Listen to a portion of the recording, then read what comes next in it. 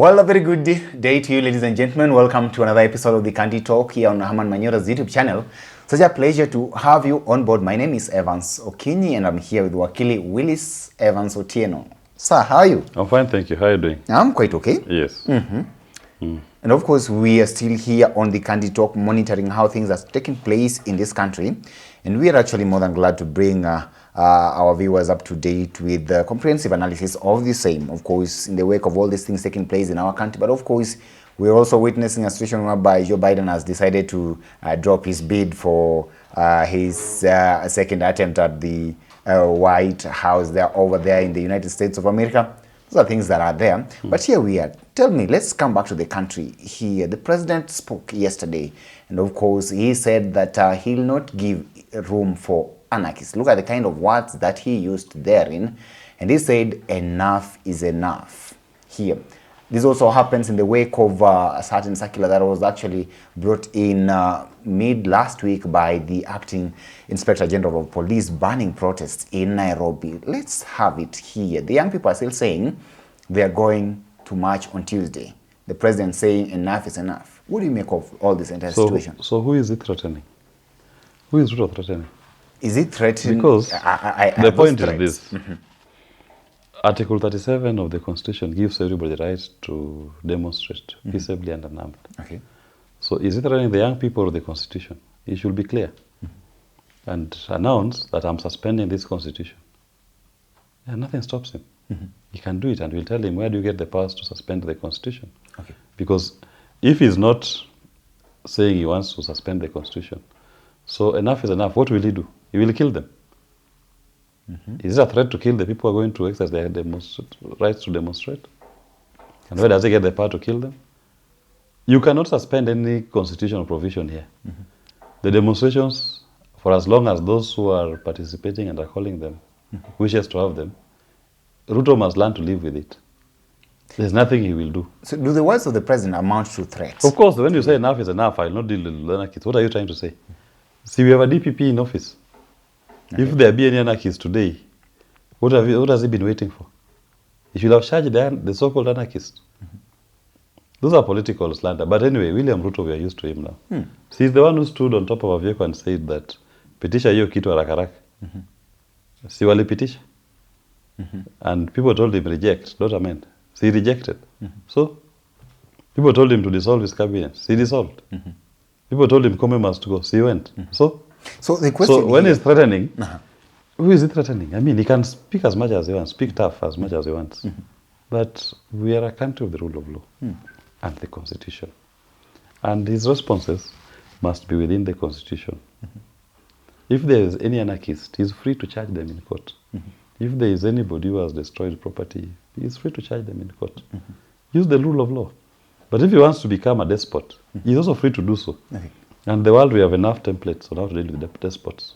He will not be the first, neither will he be the last. And how they've been dealt with before is how he'll be dealt with. And even the future despots will be dealt with. So we must be very clear here. Okay. You may not like what the people are saying, but the right to demonstrate was never meant for you to like the demonstrator. Okay. Unfortunately for him, they will still have to continue exercising. For as long as they desire to demonstrate, they have a right to demonstrate. Okay. Live with it. In the US, he's a colonial master. Outside the White House, there are demonstrations taking place every single day. Even now as I'm talking, there's somebody demonstrating outside there over so many issues. If it is not Palestine, if it's not GMO, if it's not pro-abortion, anti-abortion, if it is not Black Lives Matter, they have demonstrations every single day outside the White House. Even if it's one person demonstrating, you will find them outside the White House. So William Ruto needs to accept that that is where we are. That right to demonstrate is in the Constitution, and power belongs to the people. And in his circumstances, he must also understand, when the wicked are in authority, the people mourn. When the righteous are in authority, the nation rejoices. The fact that people are mourning, like they are today, should tell him, that is a wicked man. Okay. And the Bible had foreseen these circumstances. Tell me about this, because the president, don't you then think that perhaps he was right when he said that, look, you said that I should not actually send to the Finance Bill 2024, and I did that. You told him that he should actually have his cabinet fired. He did that as well. Essentially, the president is saying that he obliged a number of demands by the Gen Zs and the protesters, actually. But then he is saying here that when he calls these people for dialogue, they do not want that to happen. So what does he really want? What is it that they really want? So it's like the president here is at a loss. He does not understand what is So you are here. saying that he's been complying with the demands of the people, right? That is what he is saying. So if he has been complying with the demands, the last I checked, the last demand was Ruto must go. Why can't he comply with that one also? Because you can't cherry pick that I'll comply with this one and not this one. Or dissolve parliament, cabinet, and then bring back the same garbage back in. Okay. So there's also a demand there that says Ruto must go. So maybe you've met the first 3 or 5. You've not met the 7th one. Does not mean that the fact that you've met the first number 1 to number 6, the right to demonstrate over number 7 ends. That right is still there. Okay. And they have said he must go. You may not like it. You may wish they give him time. But the people have a right to demonstrate for him to go. And that's what they're doing. Unfortunately for him, that is our constitution. That is what we committed to. Okay. He decided to become a president under that constitution. So you must live with it. Deal with it. He acknowledges. You may not like it.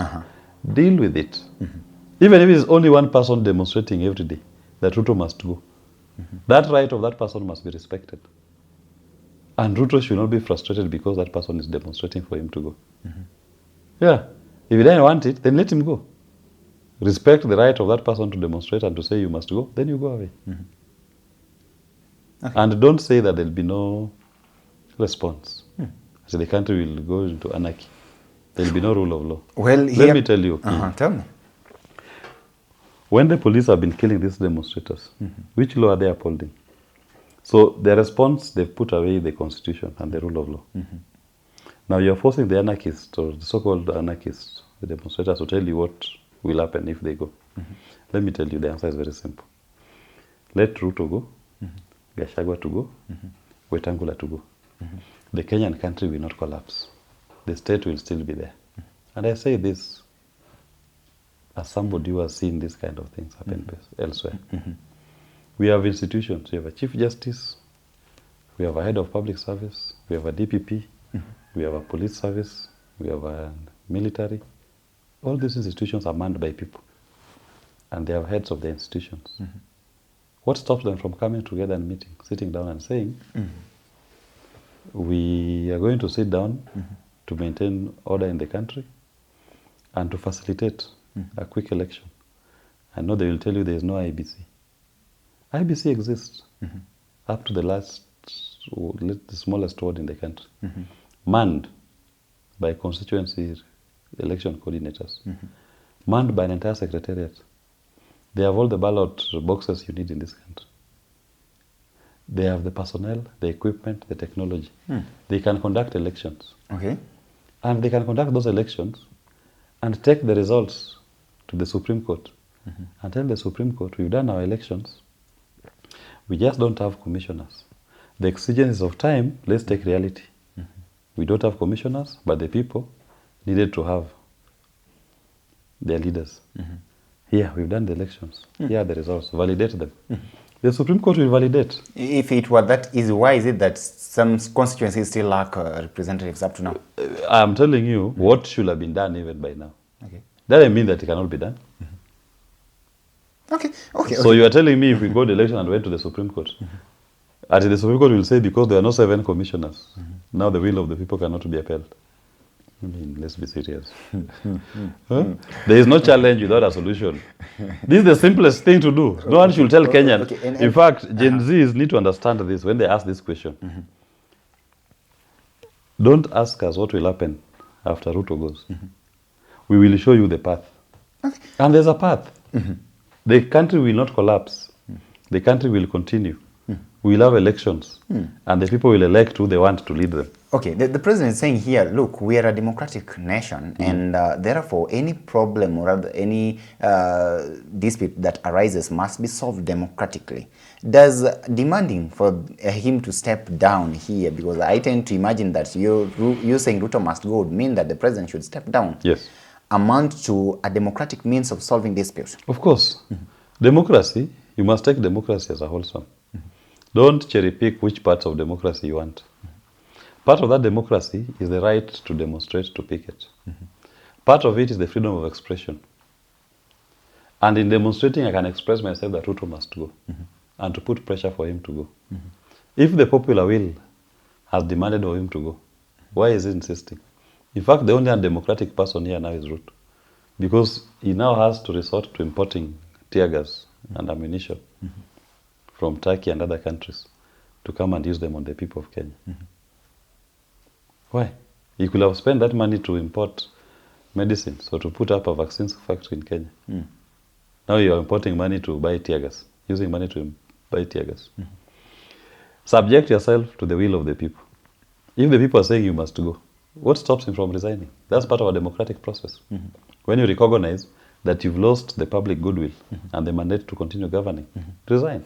And once you resign, you can even subject yourself to another election. Go and participate in that election. Make yourself a candidate. Okay. Get a fresh mandate. It's not meant that if you are in office now, the people lose their voice for 5 years. No. They can change their mind. They can recall their vote. What they have done to Ruto is they've recalled their vote. Those who voted for him. And they are saying the country cannot continue on this path. So give them a new path. Democracy, the fact that you've been voted for, democracy does not require of you to now suspend your existence and your rights. Those rights are still innate in you. And you continue living with them. Okay. Including the right to demand of the person you voted for to resign. You are demanding of him to resign. And if he has the ill goodwill of the country and he wishes the country well, then the onerous thing to do in the circumstances is to say, I've lost the legitimacy and the authority to continue governing. I was elected by the ballot, now I want to govern by the gun. That is not what I signed up for. Okay. You cannot have a situation where you are elected president. For him to appear anywhere, you must have not less than 1,000 guns around him. Okay. Finally, he's saying here that actually this may not actually be the voice of the people, but there are certain formless or rather faceless figures who are actually sponsoring this and who are trying to undermine his leadership and want him out of power right now. And that is what he's saying that cannot be accepted. But when he says that, he's forgetting that then let them demonstrate. The people who you think are funny, let them demonstrate. They're right in the Constitution. Why are you using guns to kill the young people? Who is the wicked one here? The one who you are saying is sponsoring people to demonstrate, to actualize their political rights, constitutional rights, or the one who is killing young people? He's killed over 60 of them now. Who is the wicked one? So you may not like the message, but it's constitutional. If he is popular as it purports, he just takes a walk from State House to Arambe House tomorrow. He can take a walk. He can have mobs of people walking with him. You saw Raila the other day walking from his house to take a matatu in Karen. Even him, he can try that. He can walk from State House to Valero to take a matatu, or Rallingham, take a matatu to Arambe House. Yeah, he can test his popularity. Why does he have to walk around with many guns if he's that popular? Okay. And even if he's popular, just subject people, say, okay, fine, we cannot continue like this with guns everywhere, every day. Let's go to a population, let's do an election. He can be a candidate. If he wins, the rest of the country will say, I mean, he's the popular one, let him lead.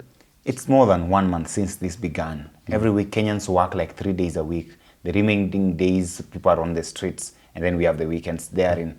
Isn't there any way or any better solution out of this crisis that we are in right now? There's a better way, and the better way, I believe, is take the people back to an election.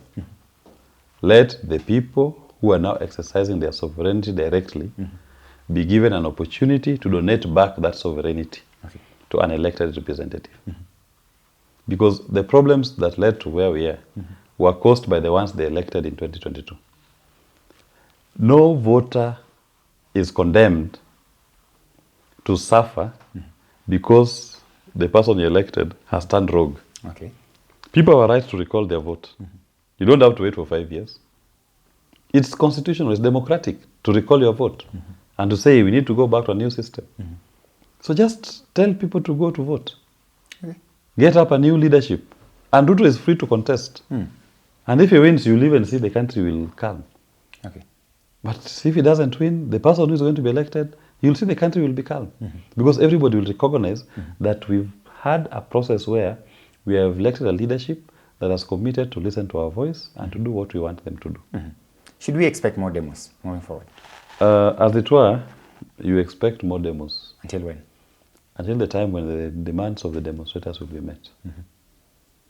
So, an advice to William Ruto: the sooner he deals with this thing, the better. Protracting it will not solve it. Okay. Killing the demonstrators will not solve it. If you start killing people, how many will you kill? And killing has never been a solution. So it's a zero-sum game.